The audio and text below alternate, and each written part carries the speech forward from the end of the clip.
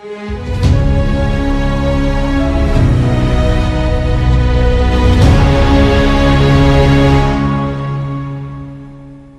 महाराष्ट्राचं दक्षिण काशी असा ज्याचा उल्लेख होतो, तीर्थक्षेत्र श्री विठ्ठलाचं पंढरी, आणि या पंढरीमधून एक MBBS डॉक्टर ते UPSCचे IPS असे डॉक्टर संग्रामसिंग पाटील आज आपल्यासोबत आहेत. खरं तर आम्ही सोलापूरहून या तेलंगणामध्ये आणि त्यांच्या गावी नागर कुर्नूल येथे त्यांची खरी गोष्ट जाणून घेण्यासाठी आलेलो आहोत. त्यांचं स्वागत करतो आपल्या खरी गोष्टमध्ये. डॉक्टर ते UPSC हा एक प्रवास, आणि त्याचबरोबर नुसतं पोलिसिंग करणं एवढंच लक्ष न ठेवता त्यांनी समाजासाठी, आदिवासी लोकांसाठी आणि नक्षलवाद्यांसाठी त्यांनी केलेलं कार्य खूपच धवल कार्य आहे. त्या आदिवासींसाठी तर त्यांनी 4-5 लाखाची डॉक्टर असल्यामुळं समाजाची नाडी त्यांनी पकडली आणि त्यांना औषध पाण्याची सोयसुद्धा त्यांनी करून दिली. इतकं सगळं करत असताना पोलिसिंगवर त्यांनी कसं लक्ष दिलं, UPSC क्रॅक त्यांनी कशी केली, आणि आपल्या सोलापूरचा सुपुत्र म्हणून आपल्याला सार्थ अभिमान आहे. आज त्यांच्याशी आपण संवाद साधणार आहोत. डॉक्टर साहेब नमस्कार. नमस्कार. मला तुमचा UPSC पर्यंतचा प्रवास म्हणजे डॉक्टर ते UPSC, तुम्ही 2010ला डॉक्टर झालात आणि 2015 UPSC क्रॅक केलात. फर्स्ट अटेम्प्ट मध्येच झालेलं आहे का काही अजून? नाही, मला याच्यासाठी 3 अटेम्प्ट लागले. सुरुवात अशी झाली की आमच्या घरात साधारण सगळे मिळून आता पर्यंत 18 डॉक्टर्स आहेत. अरे बाबा. We are 3 generations doctor family. वडील डॉक्टर आहेत हे माहिती आहे, पण आजोबा पण? त्याच्या पुढची पिढी आता डॉक्टर आहेत. म्हणजे माझे काही भाचे ऑलरेडी, एक माझी भाचे न्यूयॉर्क मध्ये, ती कार्डियक सर्जन आहे. बर.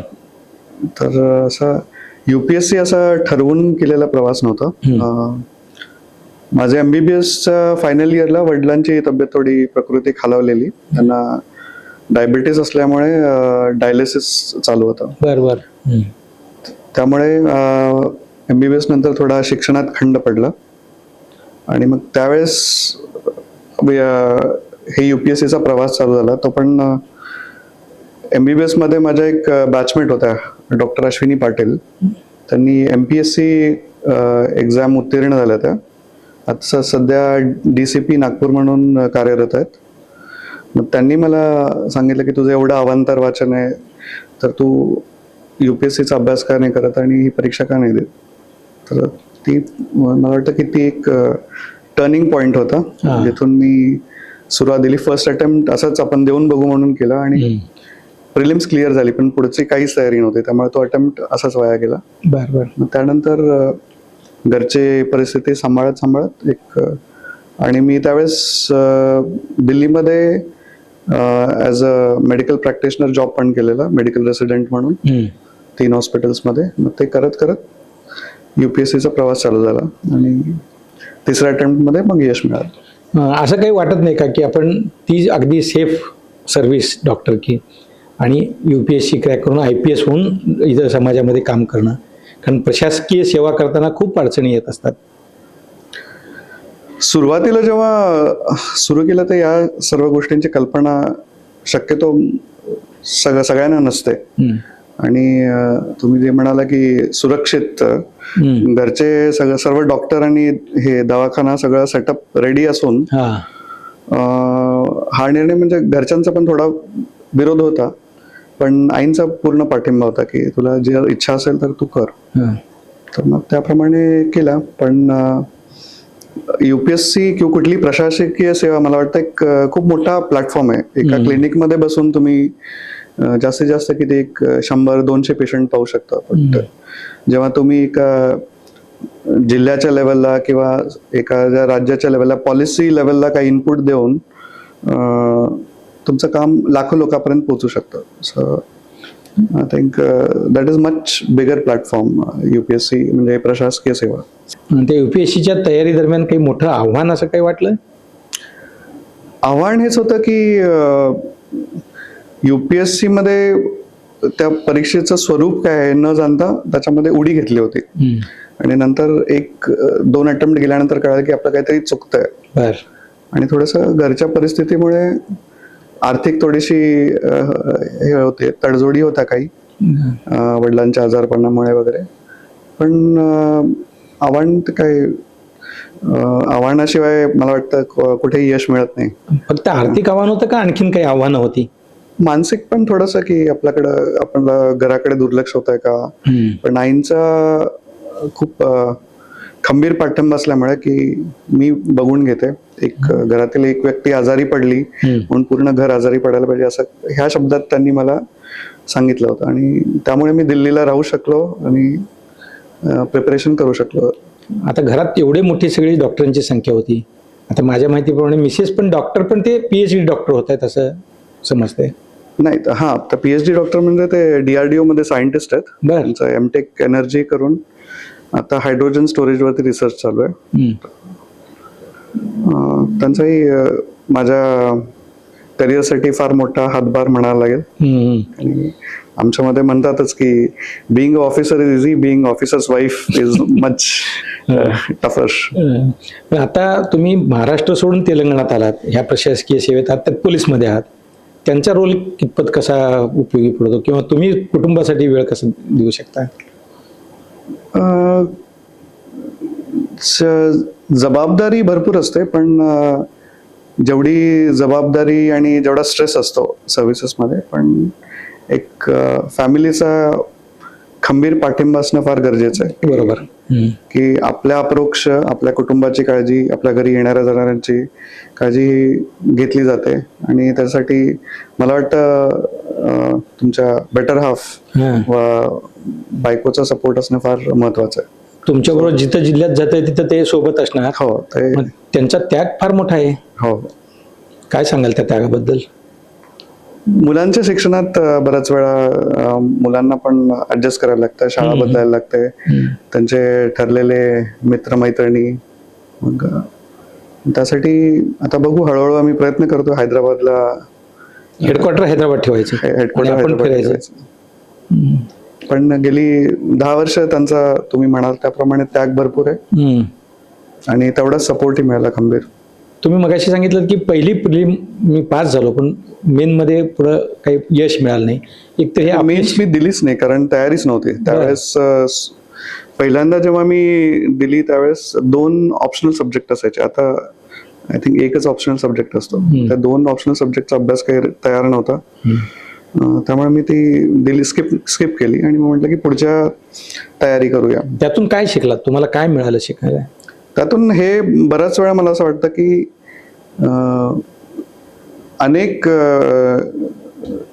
काय म्हणतात लोकांना UPSC बद्दल फार आकर्षण असतं, पण ह्याच्यामध्ये पडण्याआधी त्याच्या दोन्ही बाजू जाणून घेणं फार महत्वाचं आहे. की परीक्षेचं स्वरूप काय आहे, आणि ते एक सायकल आहे की एकदा तुम्ही प्रिलिम केलात की तुमची मेन्सची तयारी झाली पाहिजे. त्याच्यामध्ये जो गॅप असतो तो हार्डली आय थिंक 2 ते 3 महिन्यांचा असतो, आणि त्यानंतर मुलाखत असते. आणि जर तुम्हाला एक कुठल्याही टप्प्यात जर अपयश मिळालं की पुढची सायकल लगेच चालू होते, तर मग ह्याच्यामध्ये खंड पडत नाही. तर मग तुम्ही एकदा त्या ह्याच्यामध्ये अडकलात आणि मग ते भरकटल्यासारखा अभ्यास होतो. तर मग परीक्षेचं स्वरूप जाणून घेणं फार महत्वाचं आहे. प्रिलिम, मेन्स आणि जे आपण इंटरव्ह्यू म्हणतो याचा अभ्यास असा काही फार वेगळा नाही, पण त्याचा जो अप्रोच आहे, म्हणजे रायटिंग प्रॅक्टिस हवी आपल्याला, किंवा बोलण्याची प्रॅक्टिस इंटरव्ह्यूसाठी, या सगळ्या गोष्टींचा एकत्रित अभ्यास करणं फार गरजेचं आहे. हे समजून घेणं स्वरूप, की लोक नेहमी म्हणतात की मी एकदा प्रिलिम क्लिअर करतो आणि त्यानंतर मी मेन्सचा अभ्यास चालू करेन, तर ते बऱ्याच वेळा त्यामुळे अपयश पदरी पडतं. खूप लोक टीजिंग करतात, हा झाला बडा SP झाला, कलेक्टर झाला, UPSC देणाऱ्या मुलांचा, आणि काही लोक नापास झालं किंवा ह्या परीक्षेत अपयश आलं की वेगळा विचार करतात. काय सांगाल त्या लोकांबद्दल तुम्ही? प्लॅन B काहीतरी तयार पाहिजे असं? प्लॅन B नक्कीच तयार पाहिजे. काही लोक मी पाहतो की अगदी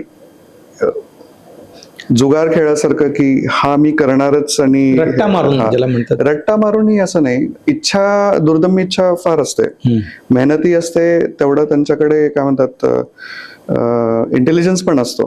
पण परीक्षेचं स्वरूप लक्षात घेता की it is one of the toughest exams. If you see total persons who get selected, जर एक 15 ते आजकाल माहित नाही पण माझ्या वेळेस अराउंड 9 ते 9.5 लाख फॉर्म्स प्रिलिमसाठी निघाले होते. त्यातले फायनल लिस्ट आपली 1000ची निघते. 0.001% पण सक्सेस रेट नाहीये. सो हे सगळं आधी माहिती असलं पाहिजे की आपल्याला चान्सेस किती आहेत आणि आपण कुठे आहात. बरेच लोकांचा प्रॉब्लेम हा आहे की ते प्रामाणिक राहत नाहीत स्वतःशी, इन द सेन्स की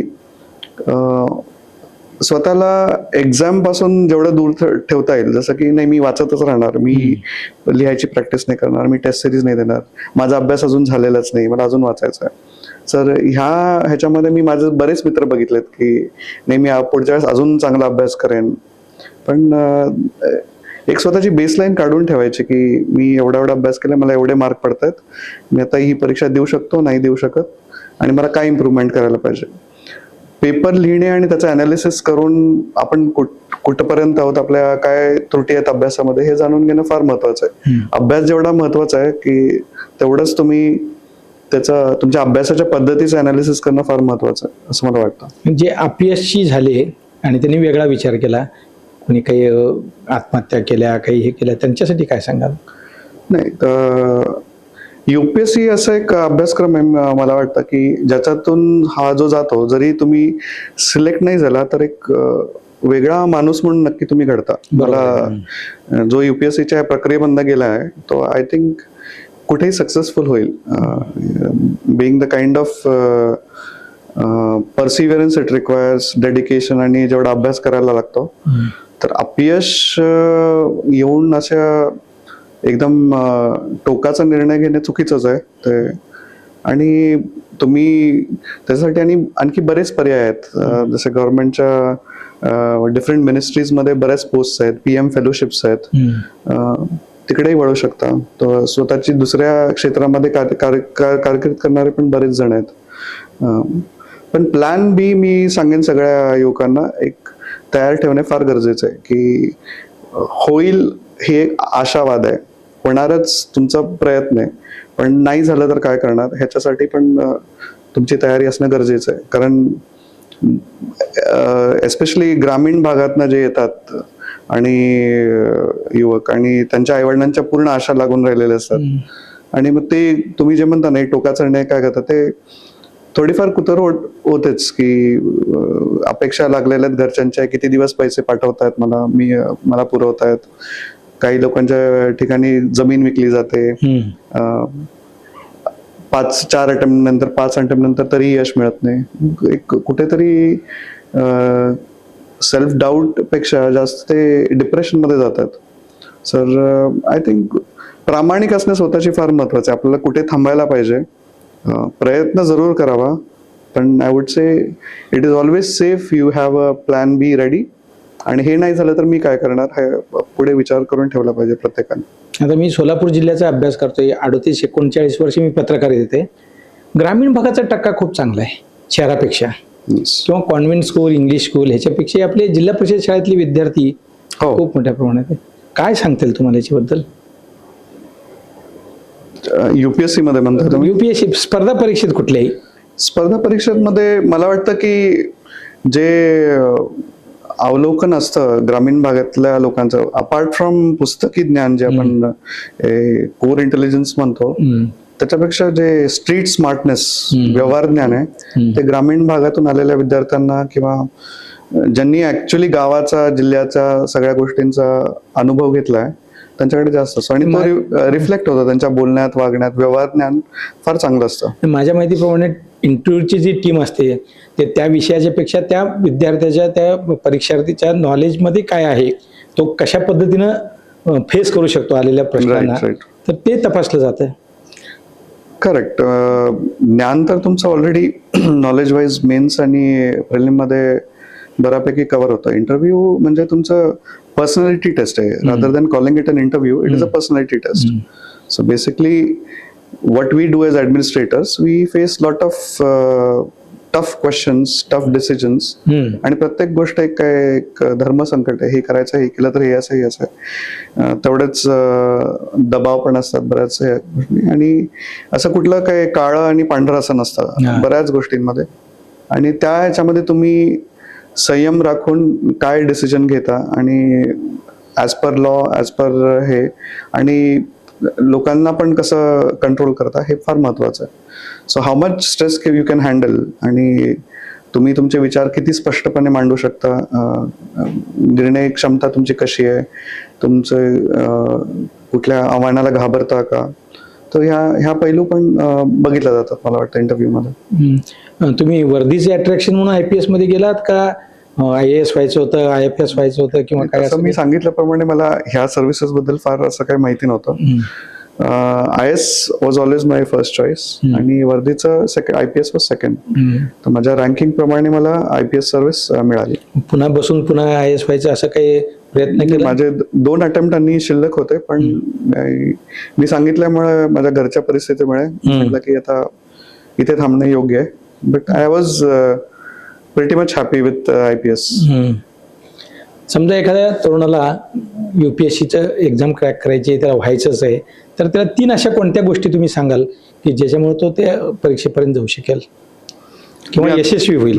आतापर्यंत सांगितल्याप्रमाणे पहिली गोष्ट म्हणजे परीक्षेचं स्वरूप जाणून घेणं फार महत्वाचं आहे. की हा ही सायकल आहे, कधी चालू होते, काय विषय आहेत, कुठली तयारी कशी चालू करायची, मार्गदर्शन घेणे आणि परीक्षेचं स्वरूप जाणून घेणे सगळ्यात महत्वाचं. दुसरं म्हणजे मला वाटतं की व्हॉट हेल्प मी इज अवांतर वाचन. जेवढ्या गोष्टींचं तुम्हाला हे सब्जेक्ट्स, इश्यूज बद्दल तुम्हाला बोलता येईल, किंवा your conversation should be deep. म्हणजे आपण गप्पा जरी मारतोय की you are talking about certain points, पण ते फॅक्ट बेस्ड आहेत का, or you are just giving opinions. And third most important is म्हणजे माझ्याकडे जे बरेच ॲस्पिरंट्स येतात UPSCचे आणि स्पर्धा परीक्षेचे, त्यांना जे सांगतो, रिव्हर्स इंजिनिअरिंग करा तुम्ही. फायनल तुमचा आणि जो तुमचा पेपर चेक करतोय याच्यामध्ये एकच कम्युनिकेशन आहे, तुम्ही पेपरमध्ये काय लिहिलंय. That is the only thing that matters. What is written by you in the paper and what the other person is reading. बऱ्याच लोकांचं ही गफलत काय होतंय की मी एवढी पुस्तकं वाचली, मी एवढे वर्ष अभ्यास करतोय, ते त्याला माहित नाही, त्याला समजणार नाही, की त्या इंटरव्ह्यू बोर्डलाही कळणार नाहीये, आणि तुम्ही जे उत्तरपत्रिकेत लिहिले त्याच्यातही कळणार नाही. तुम्ही जेवढी प्रॅक्टिस करता लिहायची रोज, त्या वेळेमध्ये तेवढे पूर्ण प्रश्न सोडवायची. बऱ्याच लोक आहेत की I have seen during my preparation, पण माझ्यापेक्षा पण ब्रिलियंट लोक बरेच होते, माझ्यापेक्षा खूप मेहनत घेणारे पण होते. But it is not a combination. You require a certain amount of intelligence but and equal amount of hard work. दोघांचा संगम पाहिजे. आणि फायनली व्हॉट मॅटर्स इज तुम्ही पेपरवरती काय उतरवता. भले तुम्ही त्यांनी माझ्यापेक्षा 10 पुस्तकं जास्त वाचले असतील, पण if is not able to write that answer within a given frame of time and complete all the question, attempt all the answers, तर उपयोग नाही ना. 1-2-3 क्वेश्चन त्यांनी फार परफेक्टली आन्सर केले, जास्तीत जास्त त्याला माझ्यापेक्षा 2-3 मार्क पडतील, पण बाकीचे त्याचे 5-6 क्वेश्चन्स सुटत असेल, राहत असतील, तर he is losing out there. So मग रिव्हर्स इंजिनिअरिंग म्हणजे तुमचं फायनल आउटपुट काय आहे, ज्याच्यावरनं तुम्हाला जज केलं जातं. तुम्हाला कोणी विचारत नाही की तुमचं वय काय, तुम्ही कुठल्या देशाच्या कुठल्या भागात नेता, तुम्ही किती वर्ष मेहनत घेतली, तुमच्या सोशल स्टेटस काय आहे, तुम्ही ह्याच्या आन्सर पेपरवर काय उतरवलंय. सो आणि बरेच लोक मी म्हणतो ना की जे प्रामाणिक राहत नाहीत हे परीक्षा देताना, त्यांचं हे असतं की नाही मला वाचायचं, अजून माझी तयारी झालेली नाही. हे जे लिखाण जे आहे त्याला सगळ्यात शेवटी हात घालतात ते, आणि त्याच्यामध्ये फार कमजोर असतात बऱ्यापैकी. त्यांचं वाचन असेल, अभ्यास भरपूर झालेला असेल, पण जर रायटिंग स्पीड नसेल आणि त्या गिव्हन टाइम लिमिटमध्ये व्यवस्थित तो पेपर कम्प्लीट करता येत नसेल, तर हे सगळं बाकीचं कोणी विचारात घेत नाही. So I always tell reverse engineering. मेन्ससाठी हे झालं, प्रिलिमसाठी सुद्धा तेच की तुमचं नेगेटिव्ह मार्किंग आहे. तुम्ही दरवेळेस तुमचा पेपर जेव्हा येतो आन्सर हे केल्यावरती, तुम्ही जेव्हा मॉडेल टेस्ट देता, त्यामुळे तुम्हाला तो अनालाइज करून बसायला एक चौपट टाइम तरी पाहिजे, की जर तुम्ही 2 तासाचा पेपर लिहिला की अरे जेव्हा मी हा लिहित होतो तेव्हा माझ्या डोक्यात ह्या 2 ऑप्शन मध्ये दुविधा होते की हा करेक्ट की हा करेक्ट, पण ते का होतं की maybe that subject I need some clarification, मला तो परत वाचायला पाहिजे, किंवा 4 ऑप्शन्स होते आणि त्यातलं मला काहीच माहित नाही, तर म्हणजे हा सब्जेक्ट माझा वीक आहे. सर हे अनालिसिस तुम्ही जर केलं तर प्रिलिम्स इज क्वाईट इझी. म्हणजे आणि प्रिलिम्स UPSC मध्ये ऑब्जेक्टिव्ह क्वेश्चन्स फार कमी असतात की फॅक्च्युअली तुम्हाला भारत कधी स्वतंत्र झाला हे असं असे क्वेश्चन्स कधीच नसतात. You have to apply a lot of this thing. खूप सारे आन्सर्स तुम्हाला एक्सक्लुजननी मिळतात की हे उत्तर असू शकत नाही, हे उत्तर असू शकत नाही, मग राहिले 2 ह्या 2 मधलं कोणतं तरी उत्तर आहे. सो तेवढा वेळ तुम्ही ती प्रॅक्टिस केली तर तुम्हाला ते सुचतं उत्तर. बरेच लोक काय करतात की वाचतच राहतात क्वेश्चन पेपर सॉल्व्ह करणे, आणि माझं हे चुकलं का. मग काही लोकांचं कसं असतं की तुमचा रिस्क रेशिओ फाइंड आउट करा की तुम्हाला जर 100 प्रश्नापैकी 60 सोडवलेत तुम्ही, तर तुम्हाला एवढे मार्क पडणार आहेत. तुम्ही 30 मार्कांची वरती रिस्क घेतली तर त्याच्यामुळे निगेटिव्ह स्कोर किती आला. सो हे स्वतः करायला लागतं. म्हणजे मी जे प्रामाणिक हा म्हणतो ना शब्द, की it is finally you know की तुमच्या मनात काय चाललं होतं तुम्ही पेपर लिहिताना, आणि तुम्ही कुठे चुकलात आणि का चुकलात ते स्वतः बसून अनालाइज करू शकता. हे कुठलेही टेस्ट सिरीज कुठलेही क्लासेस देऊ शकत नाहीत तुम्हाला. So once you know where your position की माझे वीक एरियाज काय ते त्याच्यामधूनच कळतं.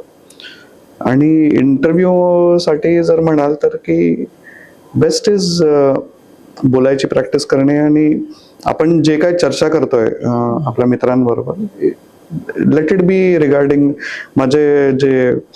माझ्याबरोबरच सुमित गरुड म्हणून आता आंध्रामध्ये IPS आहेत, ते आम्ही एकत्रच तयारी केली. सो आम्ही दिवसभराचा अभ्यास झाल्यानंतर आमच्या गप्पा म्हणजे ह्याच असायचे की आज तू काय वाचलं, हे प्रश्न, डिबेट्स, एकमेकांशी काय म्हणतात, it should be like a debate, संवाद साधा आहे. आणि that is how you develop your interview skills, की आपण त्याच पद्धतीने बोला, त्याच पद्धतीने प्रश्न विचारा, अँड ओपिनियन बेस्ड क्वेश्चन्स, की it will always ask you की कम्युनल इश्यू जर तुमच्या याच्यामध्ये झाला, अशा प्रकारचे प्रश्न विचारले तर तुम्ही काय बोलाल. So you give each other challenges and you prepare for it. ह्या रोज करायच्या गोष्टी आहेत म्हणजे तुमच्या प्रिपरेशनच्या टाइममध्ये. म्हणजे माझ्यासाठी मला असं वाटलं नाही की कधी मेन्सचा अभ्यास वेगळा होता, प्रिलिम्सचा वेगळा आणि इंटरव्ह्यूचा, की एक क्रम ठरवून दिला की मला वाटतं की सगळ्याच गोष्टी तुम्ही प्लॅन करून एक होलिस्टिक अप्रोच जो आपण म्हणतो की पूर्ण परीक्षेचा करू शकतो. पाटील साहेब, तुम्ही UPSCच्या परीक्षेसाठी कोणता विषय निवडला होता? माझी सुरुवातीची जी पहिली परीक्षा दिली त्यावेळेस 2 ऑप्शन होते.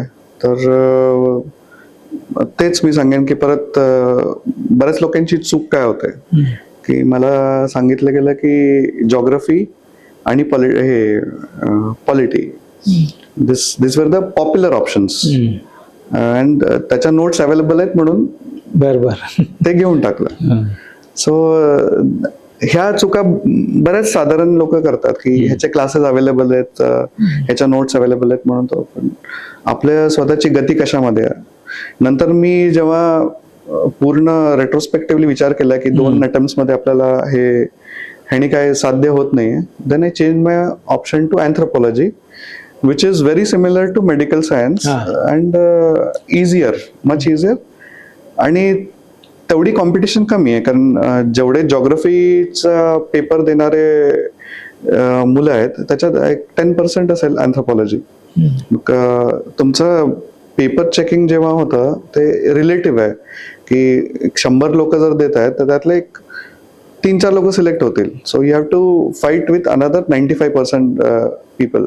पण इथे एक 15 लोक समजूया आपण anthropology. So choosing optional is मला वाटतं की फार त्याच्यामध्ये माझी चूक झाली पहिल्या 2 अटेम्प्ट मध्ये. पण आय थिंक देन काय म्हणतात, अनुभवातून experience is the best teacher but a very costly one. वर्तमानपत्र, नोट्स आणि टेस्ट याचा सांगड कशी घालायची, काय समतोल, योग्य समतोल टेस्ट सिरीज वगैरे जे असतात. टेस्ट सिरीज फार सिरियसली घ्यायला पाहिजे. मला तर वाटतं की जे मी सांगितलं की स्वतःचा एक ग्राफ बनवा, जसं आपण मेडिकल चेकअप असतो, एक बेसलाईन सगळा पूर्ण चेकअप करून घेतला आणि नंतर आपण पहिले प्रत्येक 6 महिन्यांनी किंवा 1 वर्षांनी करतो की ह्याच्यामध्ये काही चेंजेस आहेत का. तसा सुरुवात तुम्ही अभ्यास केल्या केल्या एक टेस्ट देऊन बघा किती मार्क पडतात आणि त्याच्यानंतर ॲज पर युअर रिक्वायरमेंट, म्हणजे तुमची जर लगेच मेन्स लिहिणार असाल तर वारंवार ते अनालाइज करणं फार महत्वाचं आहे आणि ते स्वतःच बसून करायला लागतं. शेवटपर्यंत लोकांचं म्हणजे बऱ्याच विद्यार्थ्यांचा प्रॉब्लेम हा होता की ते लिहायला किंवा टेस्ट सिरीज देतच नाहीत.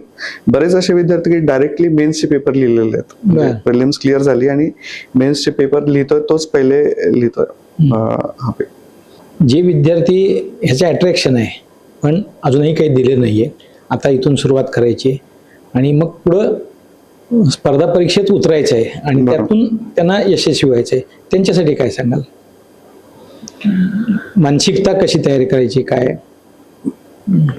बऱ्याच लोकांचा कल जेव्हा आहे, म्हणजे मी बऱ्याच गोष्टी शिकलो. माझे उत्तर भारतीय मित्र होते, एस्पेशली जे UP आणि बिहार, तिथे या सर्व्हिसेस बद्दल पहिल्यापासूनच बरंच क्रेज आहे. तर त्यांना मला वाटतं लहानपणापासूनच हे असतंय की मी हे होणार आहे आणि जर त्यांनी सांगितलं ना, बरेच जण they can tell you the rank wise progression in services, जे मला माहिती नव्हतं की SP नंतर DIG ते लहान लहान मुलांना तिकडे पाठ असतं की बिंबवलं जातं आणि ते एक मानसिकता किंवा कल्चर म्हणूया की तिथे आहे.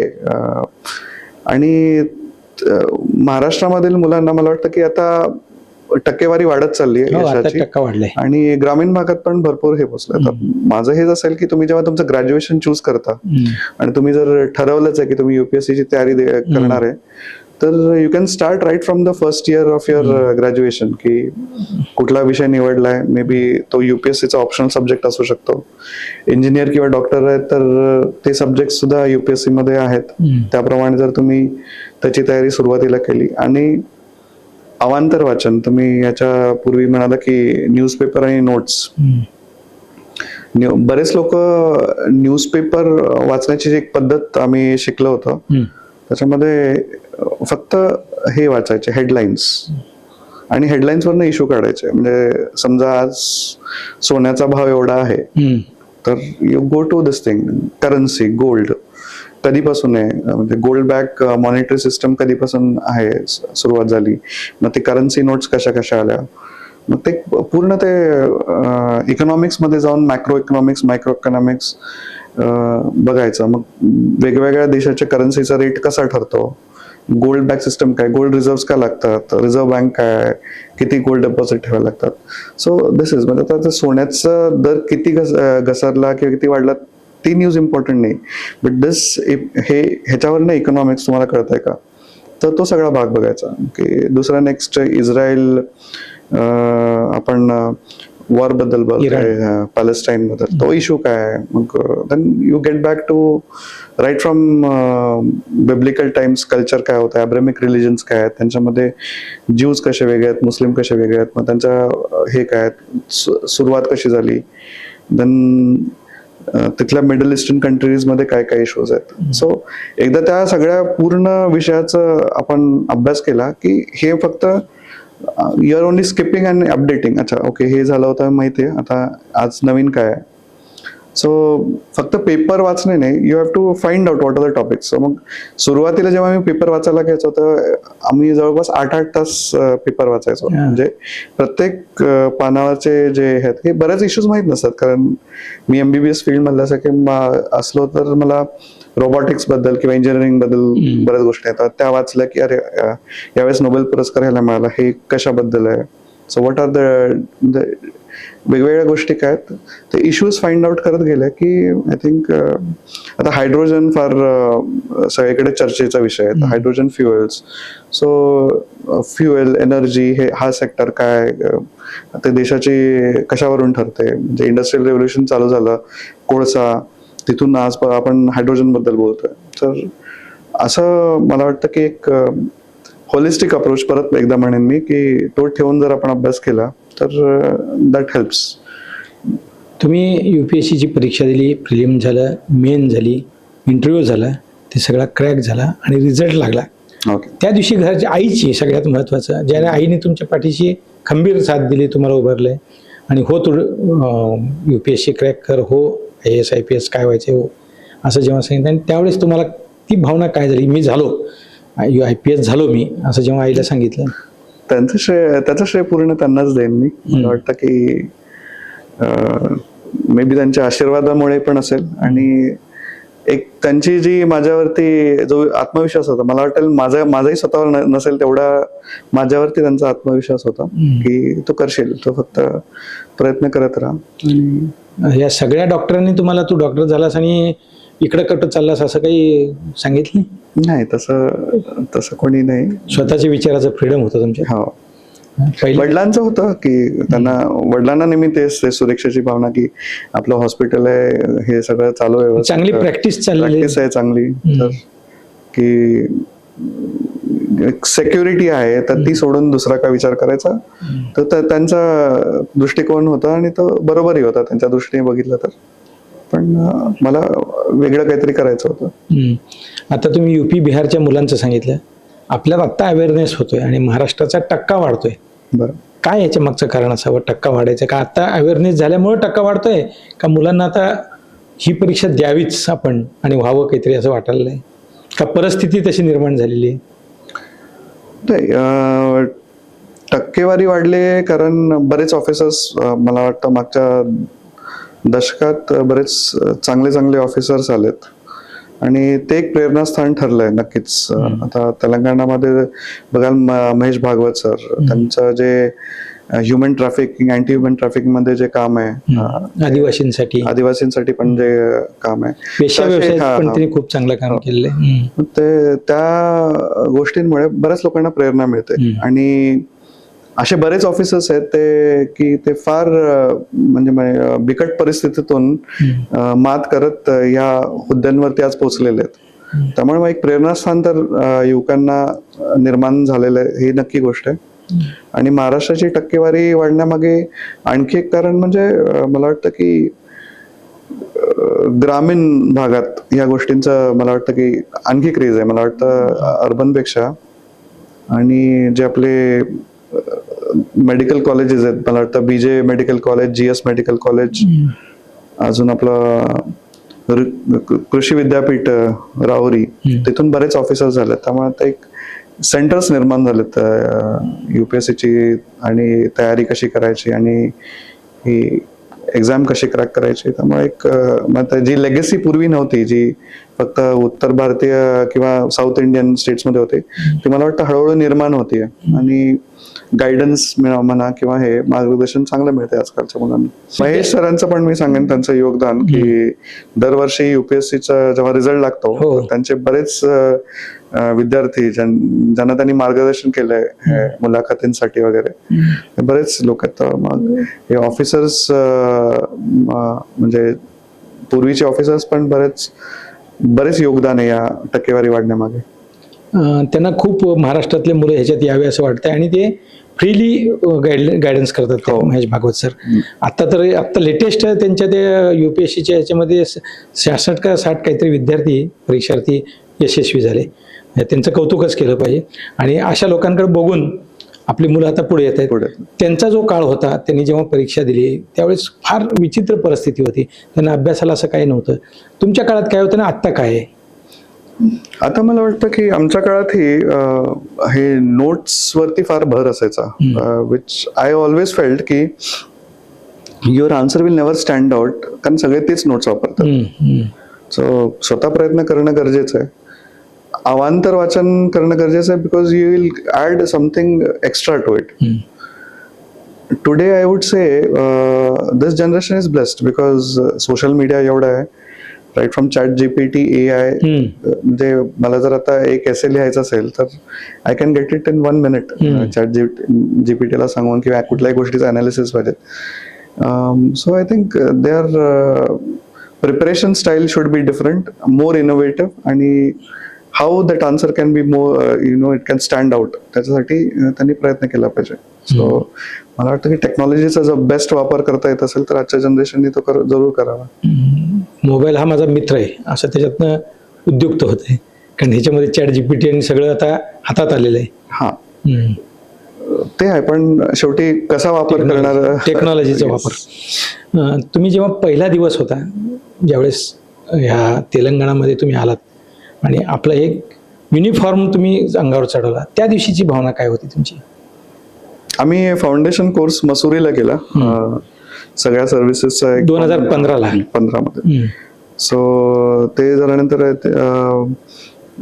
पहिलं आमचं नॅशनल पोलीस अकॅडमी, म्हणजे ते इन्स्टिट्यूशन बघूनच भारावून गेलो, तिथली शिस्त हैदराबादची.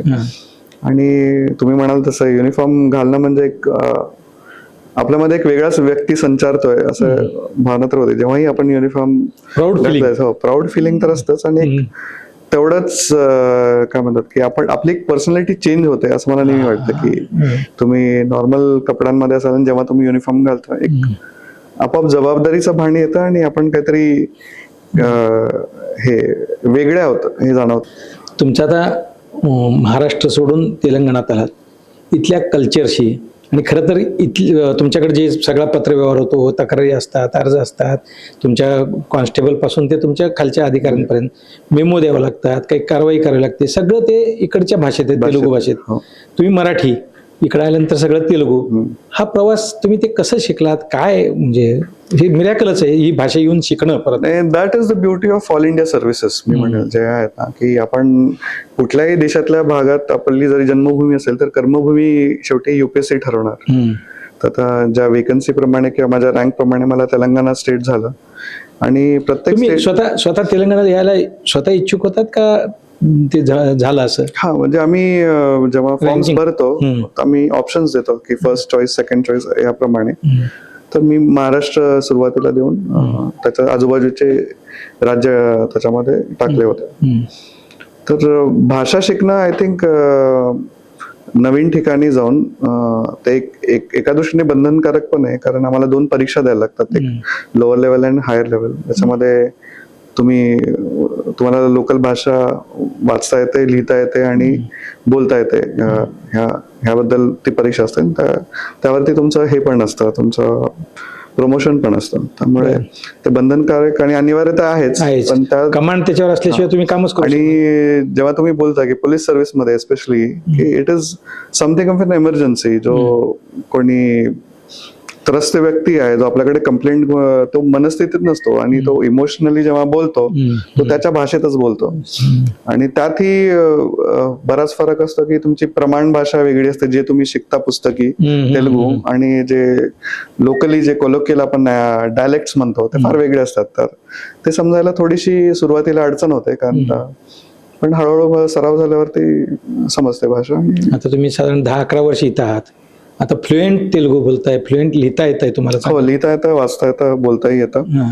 आणि इथले मजेशीर बाब मी सांगेन की मराठीचा पण बराच इफेक्ट आहे तेलुगूमध्ये, एस्पेशली हैदराबादमध्ये. जर आपण पाहाल की इथले जे जुने रेव्हेन्यू रेकॉर्ड्स आहेत निजाम काळातले सुद्धा, ते बऱ्यापैकी मला वाटतं मराठी लोकांनी लिहिलेले आहेत. बरेच शब्द जे सापडतात आपल्याला, कासरा, पहाणी, गायरान, हे कॉमन शब्द वापरले जातात त्यांच्या व्यवहारामध्ये. पण तुमच्या पूर्ण कारकिर्दीमध्ये असा कोणता प्रसंग आहे पोलिसिंगमध्ये, आंध्र प्रदेशमध्ये, ज्याचा ठसा तुमचा त्याच्यावर उमटलेला आहे? मला वाटतं मी मुलुगुला असताना नक्सल भाग तर होत असतो, पण मुलुगू म्हणजे हे ह्याच्या छत्तीसगड आणि गडचिरोली बॉर्डरवरती एक नवीन जिल्हा निर्माण झाला 2019 साली, आणि मी त्याचा पहिलाच SP होतो. तर तिथे एक आशियातली सगळ्यात मला वाटतं सेकंड लार्जेस्ट ट्रायबल जत्रा म्हणतो आपण, समक्का सारलामा, तिथले वनदेवता आहे. तर तिथे साधारण एक 1.25 कोटी लोक येतात 15 ते 20 दिवसाच्या कालावधीमध्ये. आणि जत्रा पूर्ण जंगलाच्या आतमध्ये, जिथे तुम्ही इन्फ्रास्ट्रक्चर बनवू शकत नाही. त्याच्यासाठी जवळपास एक 11 ते 12 हजार पोलीस फोर्स येतो बाहेरून. त्यांची जेवणाची व्यवस्था, सगळे तंबू ठोकून वगैरे तिथे सगळं करायला लागतं. तर मग मला ही जत्रा मी 2 वेळा केली, 2020 साली आणि 22 साली. बर. आणि मला वाटतं की तो जो एक्सपिरियन्स होता आणि मला वाटतं की that was one peak point in career, की त्याच्यामुळे बरंच शिकायला मिळालं की एवढं मोठं बंदोबस्त करून आणि बाकी सर्व कोऑर्डिनेशन करून बाकी डिपार्टमेंटशी सुरळीतपणे पार पाडणे, तर मला वाटतं की एक चांगला अनुभवही होता आणि तो यशस्वी झालं. अधिकारी घडला. हो. आदिवासी भागात तुम्ही खूप चांगलं काम केलेलं आहे. आदिवासी भागामध्ये कोणत्या वास्तवाचा तुम्हाला तिथं सामना करावा लागला आदिवासी भागातल्या? काय जाणवलं नेमकं? एकूण सर्व्हिसमध्ये जेव्हा येतो आपण एका घरात, कुटुंबात, एका प्रोटेक्टिव्ह एन्व्हायरमेंट मध्ये वाढलेलं असतं. मला वाटतं की माझा जेव्हा पहिल्यांदा पोलीस स्टेशनचा संबंध आला सर्व्हिसमध्ये आल्यानंतर, झालं की मी पोलीस स्टेशन काय हे पहिल्यांदा पाहिलं. त्याच्यापूर्वी कधी पोलीस स्टेशनचा काहीच कधी संबंध नाही आला. आणि तसं असतं की आपण ह्याच दृष्टिकोनातून चालतं की आपल्यासारखं जग असतं, प्रत्येकाचं एक घर असतं, त्याला व्यवस्थित खायला प्यायला मिळतं, त्याचे आई वडील व्यवस्थित असतात, असंच एक चालतं. जेव्हा आपण परिस्थिती बघतो या खेड्यापाड्यात जाऊन किंवा की समाजात विषमता खूप आहे. कारण मी तसं वाढलो पंढरपूरमध्ये, नंतर माझं पूर्ण शिक्षण 12वी पर्यंत पुण्यात झालं. तर तेवढाच एक म्हणजे असं कधी जास्त संबंध नाही आला. पण जेव्हा सोसायटीला आपण जवळून बघतो ग्रामीण भागात जाऊन, त्याच्यामध्ये जेवढ्या विषमता आहेत, म्हणजे कधी कधी असंही वाटतं की अरे काही जे ट्रायबल युथ आहेत की ह्यांना जर शिक्षण मिळालं आणि ह्यांना जर हे केलं तर ते आपल्यापेक्षाही चांगलं हे होतं. आज मी अधिकारी आहे. It is nothing great about me. मी एका चांगल्या घरात जन्माला आलो. म्हणजे आई वडील देवर एज्युकेटेड, वेल अर्निंग, मला चांगलं शिक्षण मिळालं, दिशा मिळाली. तेच जर त्या मुलाला जरी मिळालं ड्रायव्हर, तोही करू शकतो. म्हणजे असं काही, तेव्हा आपल्याला खरंच कळतं की there are differences in opportunities. तेव्हा जी जाण येते, then I think that pushes you towards service, की ह्यांच्यासाठी आपण काहीतरी करूया. काय काय केलं त्या आदिवासींसाठी? तुमचं खूप योगदान आहे तिथं. माझं असं नाही म्हणता येईल, पण जेव्हा मी बघतो अधिकारी म्हणून तुम्ही काय करू शकता, की बऱ्याच ठिकाणी तुम्ही जेव्हा जाता तुम्हाला कळतं की इथे ह्या गोष्टींची गरज आहे. आणि दुसरीकडेच म्हणजे मुलुगूजवळ एक दुसरा जिल्हा आहे वारंगल म्हणून, तेलंगणातलं दुसरा मोठं शहर आहे ते. तिथे जेव्हा मी जायचो तेव्हा तिथे बरेच NGOs किंवा मी डॉक्टर असल्यामुळे IMA चे लोक, रेड क्रॉसचे लोक येऊन भेटायचे आणि त्यांची बरीच इच्छा असायची की सर आप बोलिये आप कधी. मग मी म्हटलं की मदत गरजू लोक पण मला माहिती आहेत, मदत करणारेही माहिती आहेत. मी फक्त त्या दोघांमध्ये एक दुवा होतो आणि तो साधून दिला मी. तुम्ही जे म्हणाला की 4 लाखाचे जे मेडिसिन्स, मेडिकल कॅम्प्स, मी फक्त तिथे जाणं त्यांच्यासाठी खूप होतं. ते मदतीचा ओघ चालू झाला.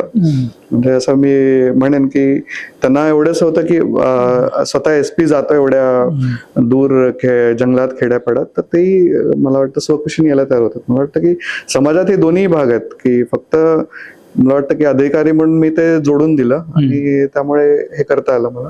पोलिसिंग करताना हे करणं सुद्धा त्यावेळेस ती गरज होती. मी माझ्या UPSCच्या इंटरव्ह्यूला जे मला सगळ्यात काय म्हणतात टफ प्रश्न ज्यांनी विचारला त्यांना हे सांगेन मी उत्तर, की ते मला नेहमी म्हणत की तू डॉक्टर असून एक सीट वाया घालवलीस, UPSC मध्ये कसा काय जाणार आहेस. म्हटलं की ह्याच गोष्टीचा तर मला फायदा झाला की मी तिथल्या लोकांसाठी काहीतरी करू शकलो. हेच माझा प्रश्न तोच होता की तुम्ही डॉक्टर ची सोडली आणि UPSC क्रॅक करून IPS झालं, तर ह्या दोन्हीची सांगड घालण्याचं ते काम आदिवासीमध्ये झालं. हो, आदिवासींमध्ये झालं. माझ्या काही केसेसमध्ये पण जेव्हा किचकट केसेस असतात मेडिकल ग्राउंड्सवरती किंवा फॉरेन्सिक एव्हिडन्स असतो, त्याच्यामध्ये फार महत्वाचं म्हणजे ते जे मेडिकल नॉलेज आहे की ते कसं करायचं, कुठे एव्हिडन्स गॅदर करायचा, हे करायला पाहिजे. तर तुम्हाला DNA पाहिजे तर ओके, पूर्ण जळालेली बॉडी आहे, मग तो कुठे मिळायला पाहिजे, कसं प्रिझर्व करायचं, हे जर तुम्ही करून घेतलं त्या टीम कडनं पटकन, की त्याचा फायदाच होतो. सो मी जे म्हणालो की डॉक्टर म्हणून तुम्ही एक लिमिटेड लोकांना सर्व्हिस देऊ शकला असता, पण आता तेच मी जे नॉलेज आहे ते वापरून I think at a larger scale I can use it. पत्रकारितेमध्ये मी जेव्हा संपादक होतो तेव्हा अनेक वृत्तपत्रामध्ये डॉक्टर संग्रामसिंग पाटील नक्षलवाद्याचा कर्दनकाळ असं अनेक वृत्तपत्रात छापून आलं होतं. मला ते चांगलं आठवत आहे. आणि बातम्या आल्या होत्या, तुम्ही काही ते नक्षलवाद्यांना मारलं केलं काही. काय होता तो नेमका प्रसंग आणि काय झालं? नक्षलवाद म्हणजे जर तुम्ही पाहाल, हा जो जिल्हा आहे ह्यालाही नल्लामल्ला म्हणायचं पूर्वीचा. बर. म्हणजे 20 वर्षापूर्वी आम्ही असं बसून इथे थांबवू शकलो नसतो. बरं. तो जो उग्रवाद होता त्या काळात, that was an ideology, but over a time because of good governance, लोकांच्या सरकारच्या ज्या काही स्कीम्स आहेत त्याला लोकांनी पाठिंबा दिला आणि त्याच्यातून बाहेर पडले. सो आताचा जो नक्षलवाद चालू आहे, it is just extortion at gun point. He ideology नाहीये, तेवढी सामाजिक विषमता नाहीये, सरकारच्या सुविधा सगळीकडे पोहोचलेल्या आहेत. It is no more, it is a what you say a service oriented state, whatever the political system नाव इज. त्यामुळं जो काय आता नक्षलवाद होता, म्हणजे मुलगू, भूपालपल्ली, गडचिरोली, छत्तीसगड, दंतेवाडा, तो फक्त एक सर्टन पॉकेट्स राहिलेले होते ज्याच्यामध्ये मला वाटतं की तिथल्या आमच्या आधीच्या पिढ्या, म्हणजे मला वाटतं की 15-20 वर्ष जे अधिकारी होऊन गेलेत तेलंगणामध्ये, स्पेशली आंध्रामध्ये, की त्यांनी ग्रे हाऊंड्स नावाची एक संस्था स्थापन केली, ज्याच्यामध्ये नक्सल ओरिएंटेड जे ऑपरेशन्स करायचो त्यांनी एक बेस बनवलाय. आम्ही फक्त I think we just put the last nail in the coffin, की शेवटचे जे कामं केलेत. This state and has a great legacy of dealing with anti Naxals. बाकीच्या स्टेट्सहून बरेच लोक इथं ग्रेहाउंडचं प्रशिक्षण घ्यायला येतात. सो त्या भागात जेव्हा हे होता, काही घडामोडी चालायच्या, तेलंगणामध्ये त्यांचा वावर फार कमी होता. गोदावरीच्या त्या साईडला छत्तीसगड होता, तो जो प्लॅट्यू सडनली राईज होतो, तिथून ते कधीतरी येऊन एखादा बॉम्ब टाकणे, हे टॉवर उडवणे, हे प्रकार करायचे. आम्ही आमचं एक इंटेलिजन्स सिस्टम गॅदरिंग करून त्याच्यावरती कारवाया केल्या. त्याच्यामध्ये काही प्रमाणात यश आलं. तेच त्याच्याबद्दल तुम्ही बोलत होतात. किती नक्षलवादी त्या घटनेत जखमी झाले, गेले, किंवा आपल्या पोलिसिंगचं काही हानी झाली असं काही सांगता येईल? मी एकूण माझा 7 वर्षांचा काळ आहे नक्सल एरियामध्ये. का ESP भद्राचलम मधून सुरुवातीला चार्ज घेतला. तो पण नक्सलाइट भाग आहे तो. आणि त्यानंतर मुलगू जिल्ह्यात मी 4 वर्ष SP म्हणून काम केलं. आणि भूपालपल्ली जिल्ह्यात 2 वर्ष माझ्याकडे ऍडिशनल चार्ज होता. म्हणजे गडचिरोली, बिजापूर आणि सुकमा ह्या 3 जिल्ह्यांना बॉर्डरिंग डिस्ट्रिक्ट होता. तर आम्हाला एक्सचेंज ऑफ फायर जे म्हणतो, की ज्या चकमकी झाल्या आमच्या 4 चकमकी झाल्या, त्याच्यामध्ये जवळपास 9 लोक त्यांचे मारले गेले. आमच्याकडूनही एक दोघांना दुखापत झाली. आता लेटेस्ट एक बातमी आहे की 2 नक्षलवाद्यांना तुम्ही ताब्यात घेतलं, अटक केली काही? मी इथे नक्षलवाद आता बऱ्यापैकी प्रत्येक म्हणजे सेंट्रल गव्हर्नमेंटची पॉलिसी आणि याच्यामुळे आणि जे सगळ्या स्टेट्सचं कोऑर्डिनेशनमुळे आता जवळपास संपुष्टातच आलंय. तर जो जुना भाग आहे नल्लामल्ला, इथे परत त्यांचा याचा प्रयत्न चालू होता. ते आमचं इन्फॉर्मेशन सिस्टम आम्ही जे डेव्हलप करतो त्यातून आम्हाला बातमी मिळाली 2 नक्षलवाद्यांबद्दल.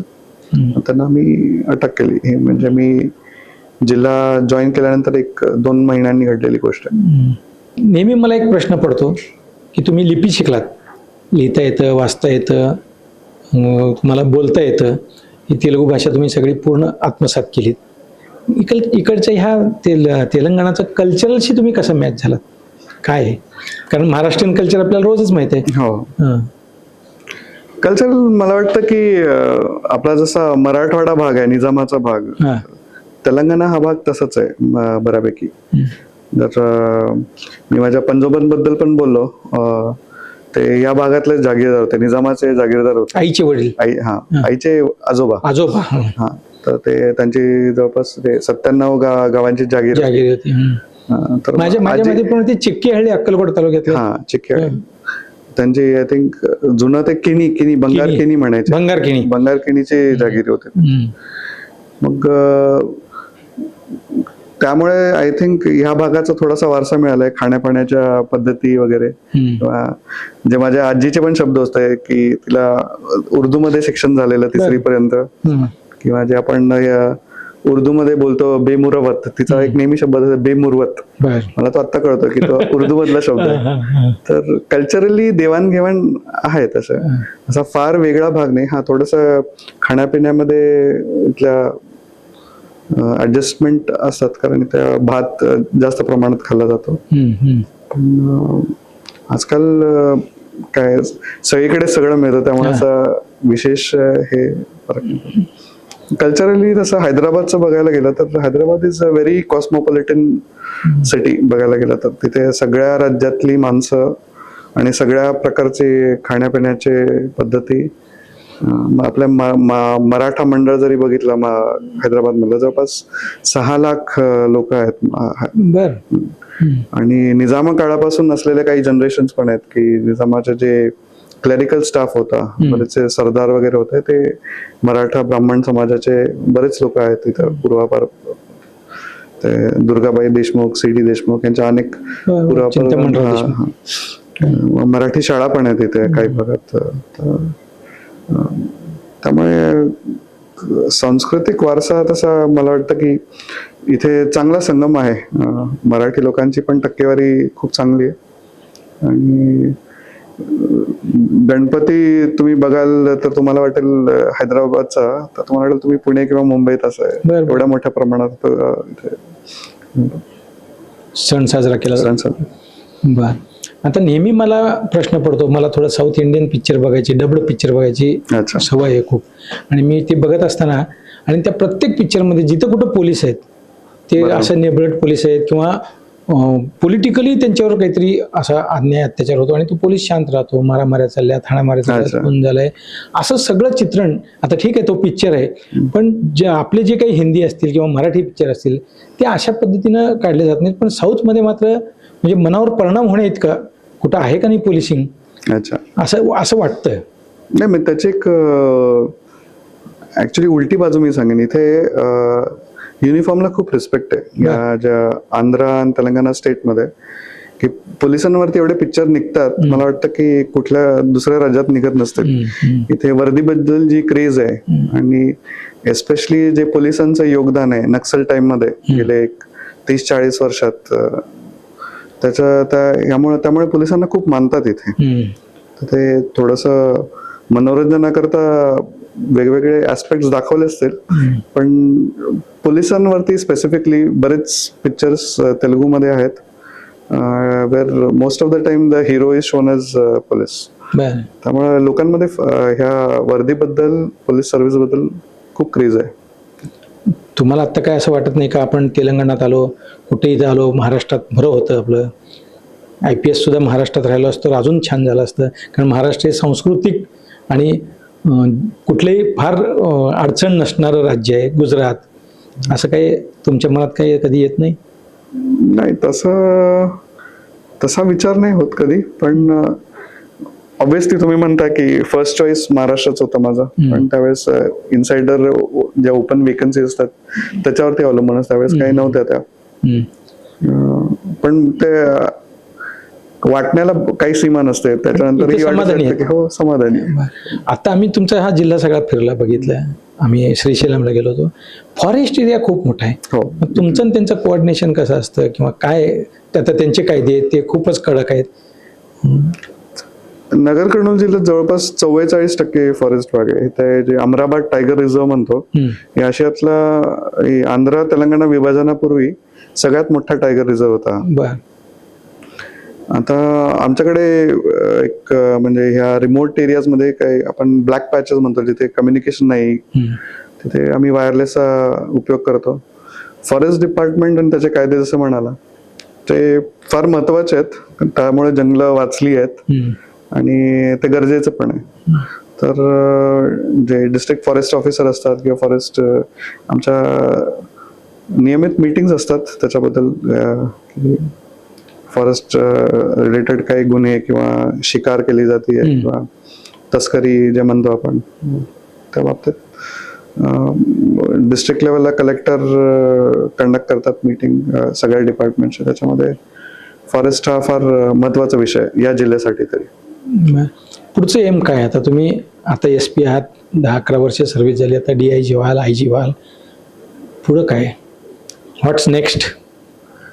नेक्स्ट इज जेवढा फॅमिलीला सुरुवातीचे वर्ष फार व्यस्त जातात माणसं, जेव्हा आपण करिअर सुरुवात करतो थोडासा फॅमिलीला अधिक टाइम देता येईल ह्याचा प्रयत्न असेल.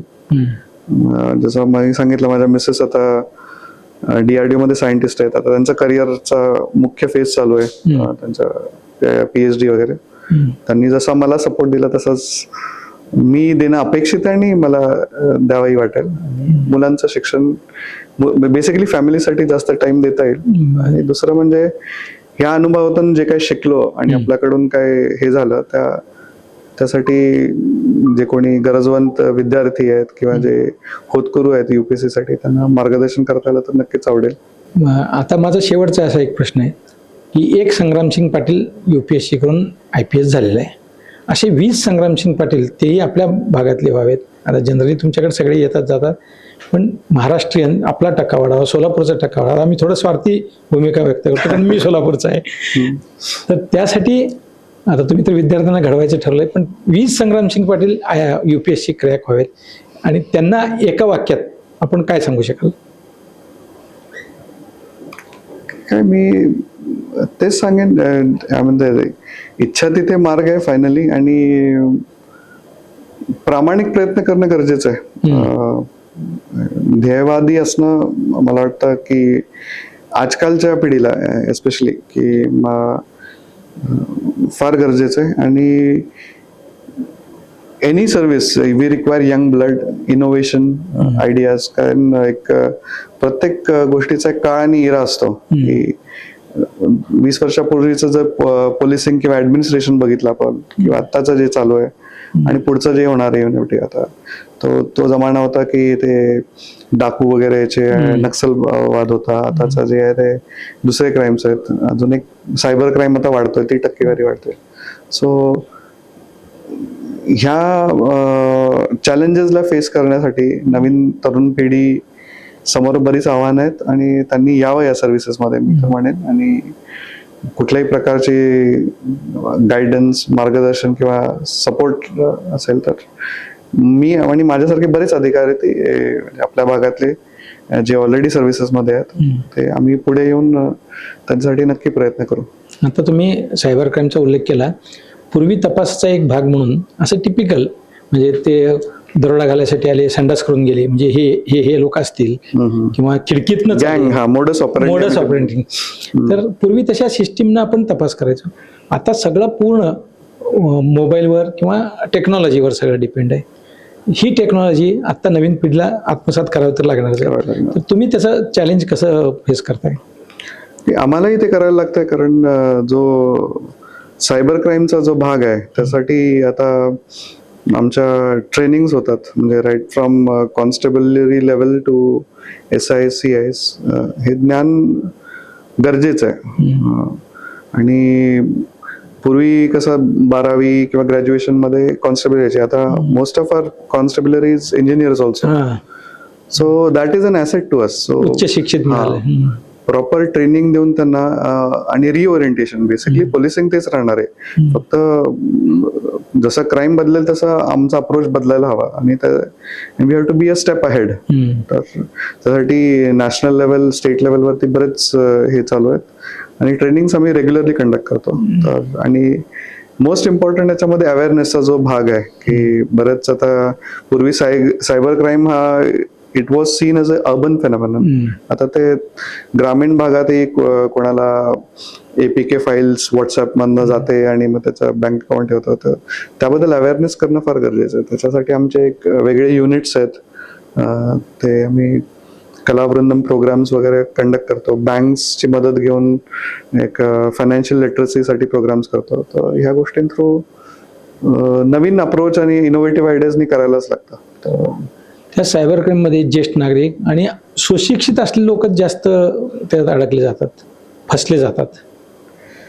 हो, सुशिक्षित असले कारण तेच वापरतायत आजकाल इंटरनेट किंवा ह्या गोष्टी. आणि म्हणजे बऱ्याच केसेस ज्या मी बघितल्यात की प्रलोभनाला बळी पडणारे ज्या गोष्टी आहेत त्याच्यापासून नेहमी सावध राहायला पाहिजे की एवढ्या ह्याच्यात कधीच तुम्हाला एवढा मोबदला आणि एवढ्या कमी वेळात कधीच मिळू शकत नाही. 2 गुणे 2 4च होतील. तर असं काही जे असेल तर ते it is like you are making yourself vulnerable की एवढ्या ह्याच्यामध्ये तुम्हाला जर म्हणजे ते लॉटरी लागल्यासारखंच आहे की कोणी तुम्हाला जर असे पैसे देत असेल तर. आणि आजकाल वेगवेगळ्या पद्धतीचे क्राईम जसे की माझे स्वतःची आयडीज बनवले जातात फेसबुकवरती किंवा व्हॉट्सअपवरनं मेसेजेस जातात की पैसे पाहिजेत हे.